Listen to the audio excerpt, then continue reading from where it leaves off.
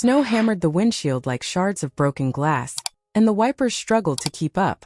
My old Ford Explorer rattled against the Ohio wind, its heater wheezing like an old man catching his breath.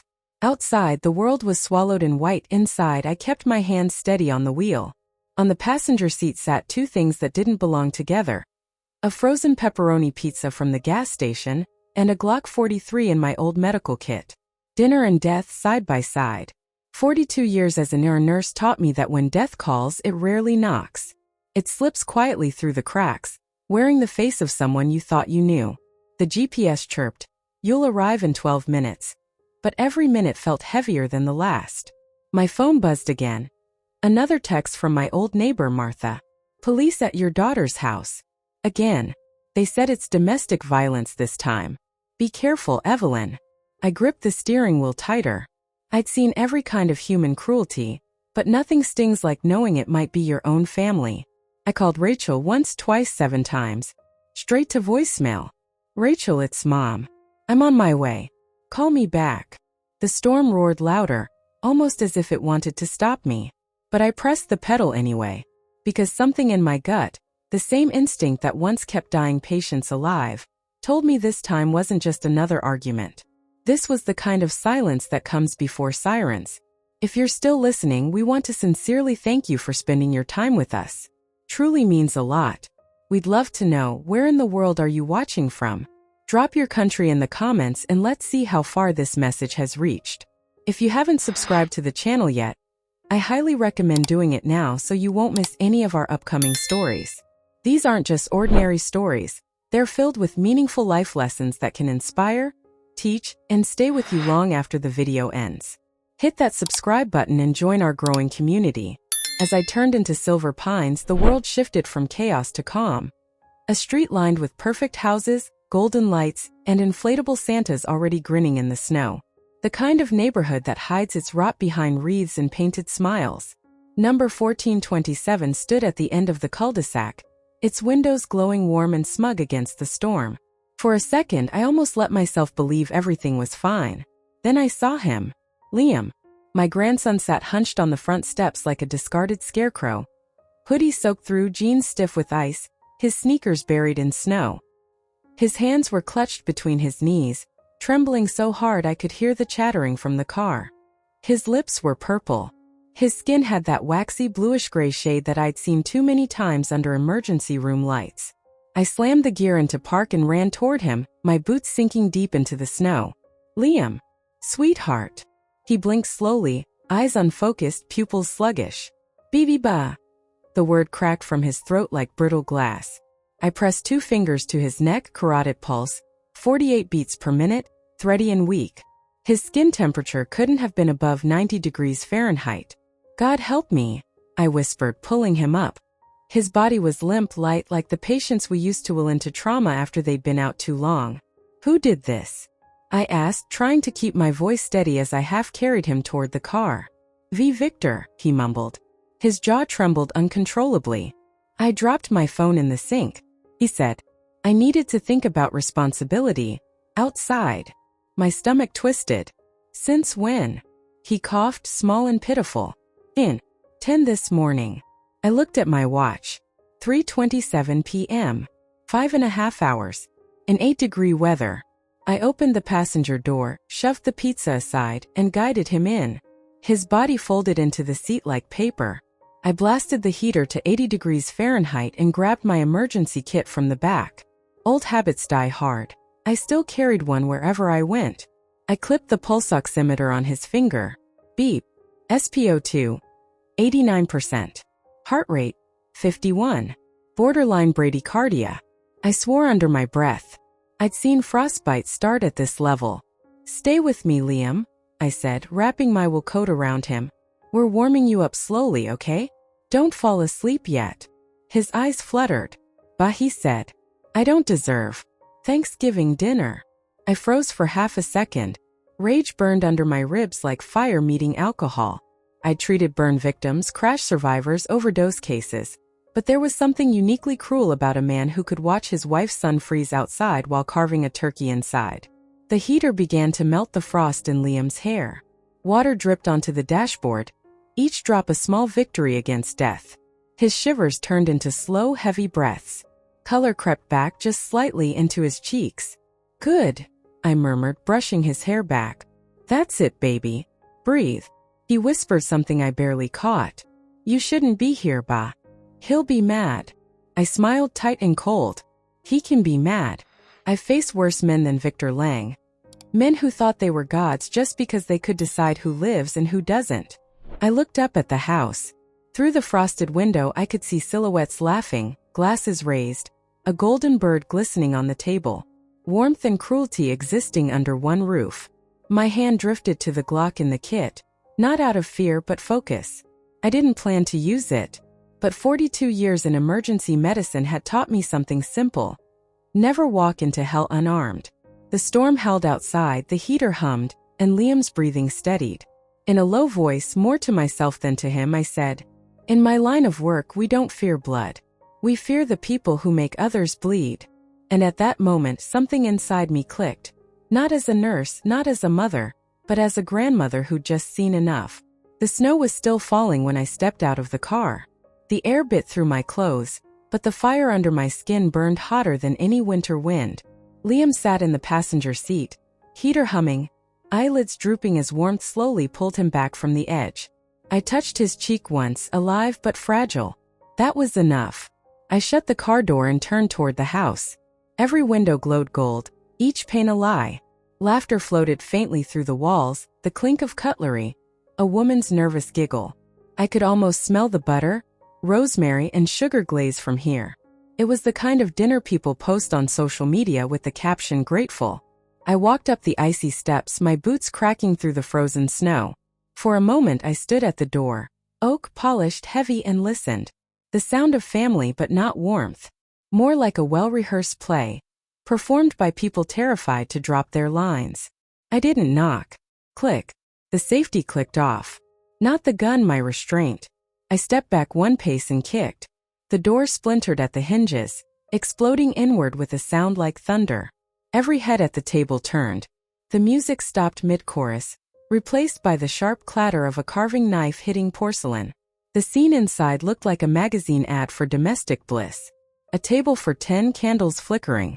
Victor Lang stood at the head, wine glass half raised, sleeves rolled up, face flushed with Cabernet and self-importance. Rachel sat to his right in a silk blue dress, smile frozen halfway between fear and pretense. Their daughter, Chloe, posed with her phone mid-selfie. The smell of roasted turkey, stuffing, and deceit filled the air. "Mom!" Rachel gasped, rising halfway from her chair. I didn't look at her. My voice cut through the silence like a siren. "Who locked my grandson outside in 8 degrees for 5 hours? No one spoke. Only the soft hiss of the fireplace answered me. Victor smirked, the kind of smirk that men wear when they still believe they're untouchable. He reached for his wine glass again, slow, deliberate. "He needed to learn responsibility, Evelyn. You can't coddle a boy forever. Dropping a $1,200 phone down the drain isn't exactly smart." My blood pounded in my ears. "You call that discipline?" "He was hypothermic when I found him." He shrugged. "He's alive, isn't he? Maybe next time he'll think before he breaks things." Behind him, Rachel's lip quivered. Her hand trembled around the stem of her glass. But she didn't speak. Not yet.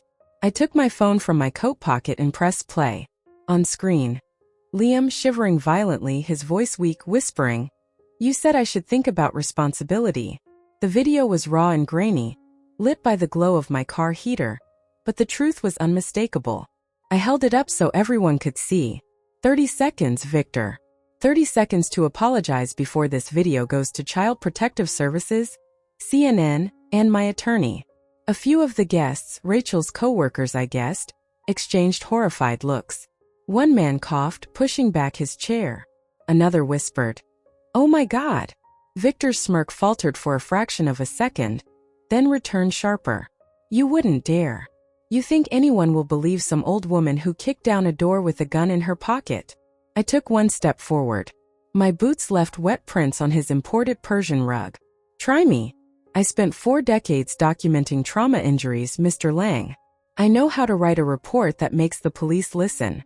He moved closer, lowering his voice. You don't know what you're dealing with. I smiled, a cold nurse's smile that used to calm the dying and terrify the guilty. Actually, I do. You're a man who mistakes fear for respect. Rachel finally stood. Victor, stop. But he didn't. His hand tightened on the edge of the table. This is my house, Evelyn. You don't come here and humiliate me in front of my guests.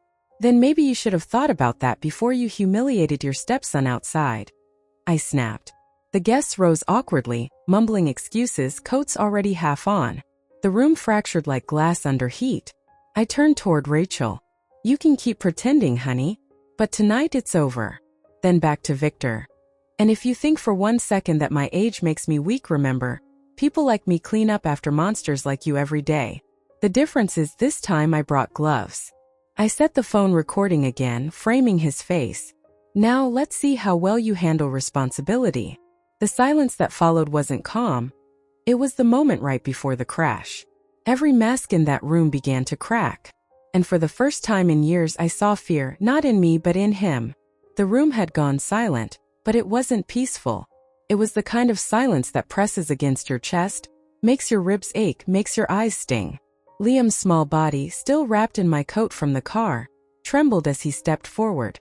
I crouched to his level, letting him speak, letting him own the story that had been buried for too long. 3 years, he whispered, voice quivering. 3 years of? His hands curled into fists, nails digging into his palms. Sea-cold nights in the garage. No blanket, no mattress, just the concrete. Sometimes it rained inside and I had to stay there until I got it right. I squeezed his shoulder.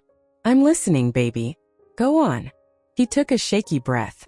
I was locked in the wine cellar last winter. Pointless. Just because I got AB+ in chemistry. He left me there for hours. I couldn't move. I thought I might die. His lips quivered, eyes wide and glossy. Chloe's small hands reached for him instinctively. She wrapped herself around Liam's waist, sobbing quietly. Liam, Liam, she whispered. The sound of her innocence, of her pure, untainted love, cut through the room like a blade. She had no idea what she was witnessing, but she understood the danger. She understood her brother's pain. Rachel sank to her knees, her silk dress pooling around her on the hardwood floor. Her face was hidden behind her hands. Mom, I'm so sorry. I was too scared to stop him, to say anything. I thought I had to let him. Her voice cracked, trailing off into muffled sobs. The wife, the mother, the woman trapped in fear and obligation, now fully unmasked. Victor's smirk faltered, then hardened. His eyes darted between me, Rachel, and Liam. That's enough, he said sharply. You're exaggerating. This is nonsense. I stood slowly, letting my height and calm fill the room. My voice was quiet but carried the weight of decades of authority. Nonsense. I repeated, letting each word cut the air. You left a child outside in sub-10-degree weather for 5 hours and that's nonsense? He opened his mouth, but I raised my phone. The video played again. Liam, shivering, barely coherent, whispering the words Victor had forced into reality. The grainy light, the frost on his hair, the pale lips, they were undeniable. I have everything I need, I said. The ambulance is on the way. The police are on the way. If anyone thinks this is a negotiation, they're wrong. You have 2 choices. Confess to the abuse and cooperate, or face the consequences of every law your actions have broken. Victor's hands clenched into fists. This isn't real. You're threatening me.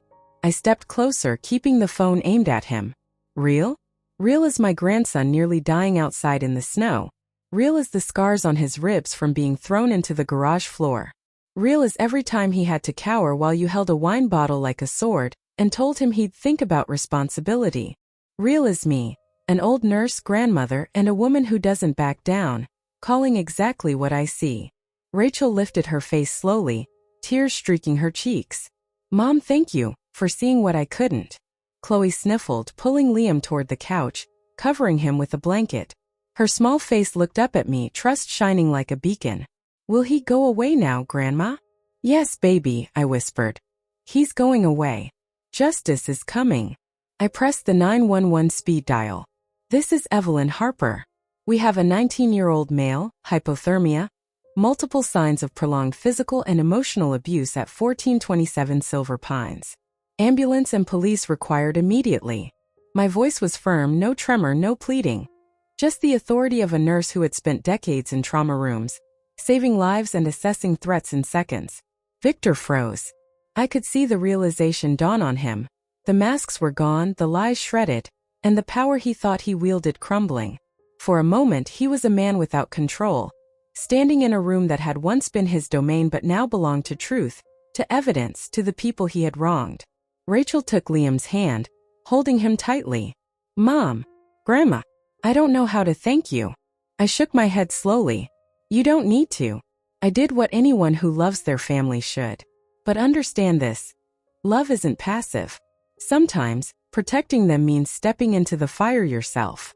The wail of sirens approached, muffled by the falling snow and the thick walls of the house. Chloe's head rested against Liam's chest, finally feeling safe.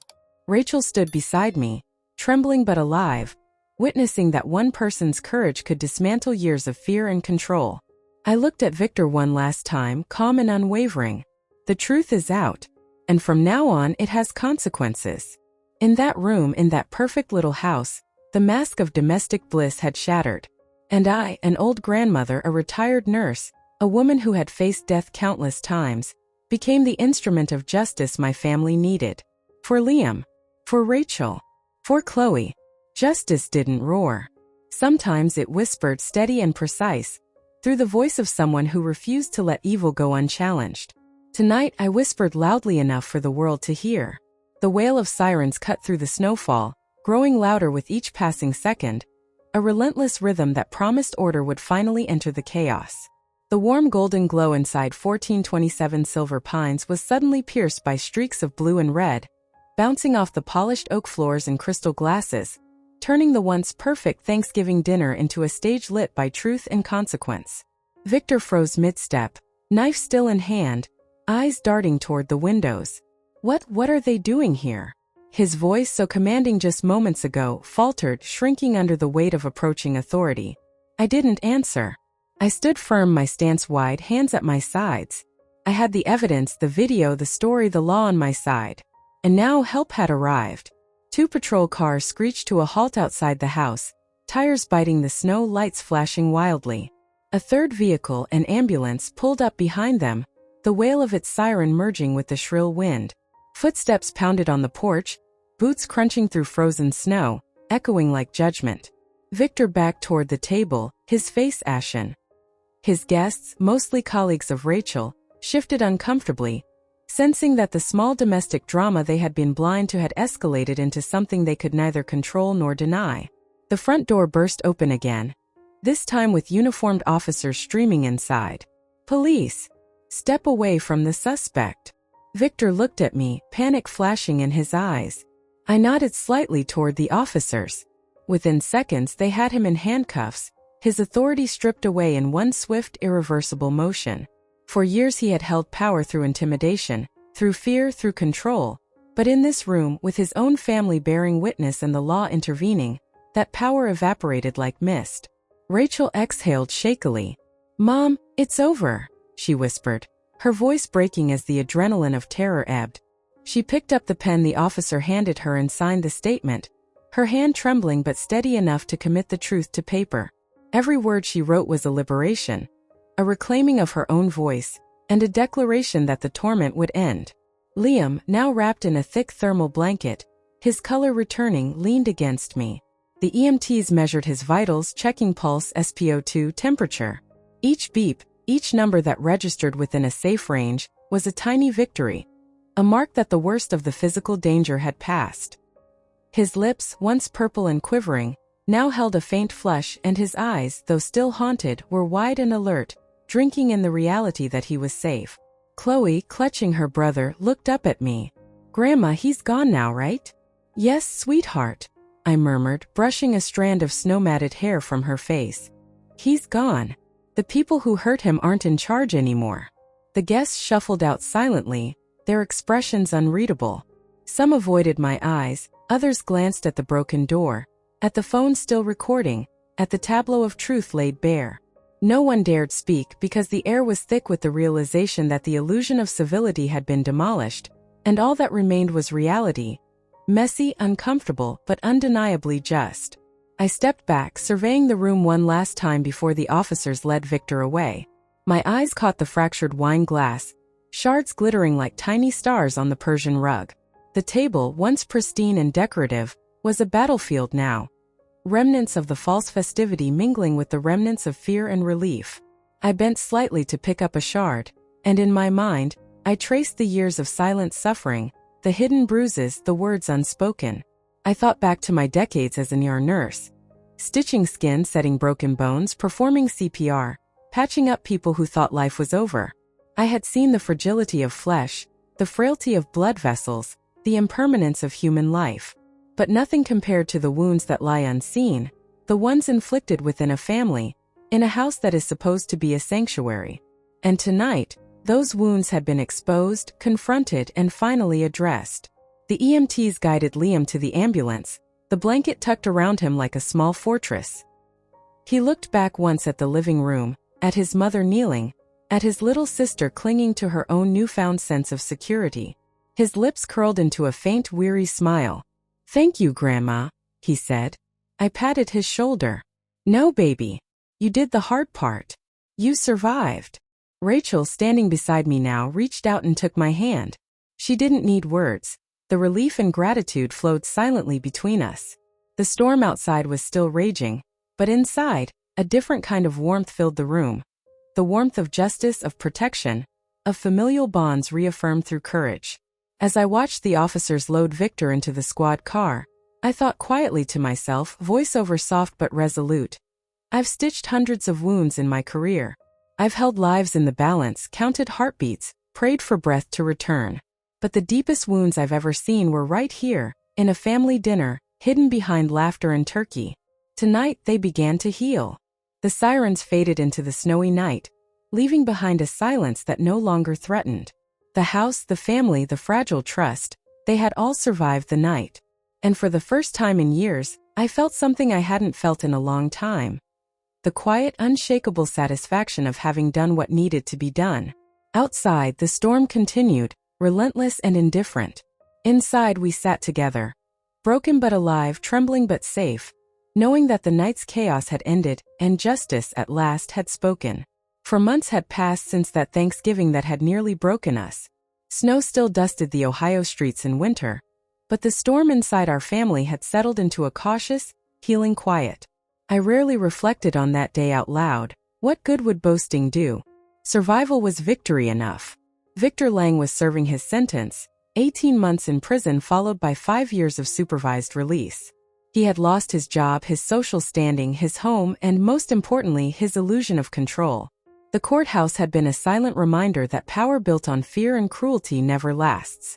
It was justice, cold and precise, and I didn't need applause to validate it. Rachel had emerged from the shadow of that house and that man transformed. She had taken a position as assistant director at a new bank branch, her confidence growing with every decision she made independently. I watched her in awe, seeing the woman who had once been paralyzed by fear now navigate boardrooms and client meetings with a calm authority. She laughed more freely too, not the nervous, restrained chuckle she had once forced herself to produce at family gatherings. Life had not erased the scars, but she wore them like armor instead of chains. Liam, my brave, resilient grandson, had flourished in ways that made my heart swell. He received a full scholarship to Carnegie Mellon, a testament to the intellect and drive he had nurtured despite the trauma he endured. But he didn't stop there. He founded CodeSafe, an app designed to allow students to anonymously report abuse, bullying, or neglect. The platform was not just an achievement in coding. It was his declaration that no child should ever be left outside to freeze, that no pain should go unheard. He dedicated each update to children like himself, turning what had once been helpless suffering into a tool of empowerment. Chloe remained the heartbeat of our home, her laughter a balm to both Rachel and Liam. She had grown a little taller, her voice a little louder, but her innocence retained its pure, unassuming strength. Watching her dance around the kitchen while Liam cooked pizza on Saturday nights reminded me why we had fought so fiercely. Not for vengeance, but for the continuation of love and safety in our family. I didn't tell anyone about the night I had kicked the door open, about the gun tucked into my coat, or the precise words I had spoken to confront Victor. It wasn't necessary. My role was to be the guardian, the protector, the one who ensured that the family we loved could survive. Sometimes heroism exists quietly, in actions witnessed only by those who matter. Our dinners had changed. The table was smaller now, fewer formalities, more laughter. Pizza had become a staple on weekends, a reminder of the night Liam had come home frozen, of warmth and sustenance replacing fear. Conversation flowed naturally. No one had to pretend. There were no cameras recording smiles, no pressure to perform gratitude. We simply existed in the safety we had fought to reclaim. Sometimes I would sit back, cup of tea in hand, and watch them. Rachel correcting Liam's syntax for CodeSafe notifications, Liam patiently explaining the intricacies of coding to Chloe, Chloe offering unsolicited commentary on both. Their voices intertwined, filling the house with ordinary life, mundane and miraculous at once. I thought about the choices we make when faced with fear. That night, when the wind cut through my coat and the snow caked my boots, I had acted not out of anger but necessity. The memory no longer stung. It had become a quiet reassurance. Life had carried us forward. Lessons had been learned, wounds attended, and for now, we were whole enough to breathe freely. In those moments, I would sometimes whisper to myself, not needing anyone to hear. No one truly wins when a family fractures. But at least someone survives. That had become my mantra. A reminder that victory wasn't about punishment or retribution. It was about resilience, about ensuring that those we love could continue to grow, to live, to laugh. Evenings became our sanctuary. We'd gather in the living room, soft light from the lamps painting gentle shadows across familiar faces. Liam would recount his latest programming triumphs. Chloe would interject with humorous commentary or a sudden giggle. Rachel would sip her tea nodding, relaxed in a way I hadn't seen in years.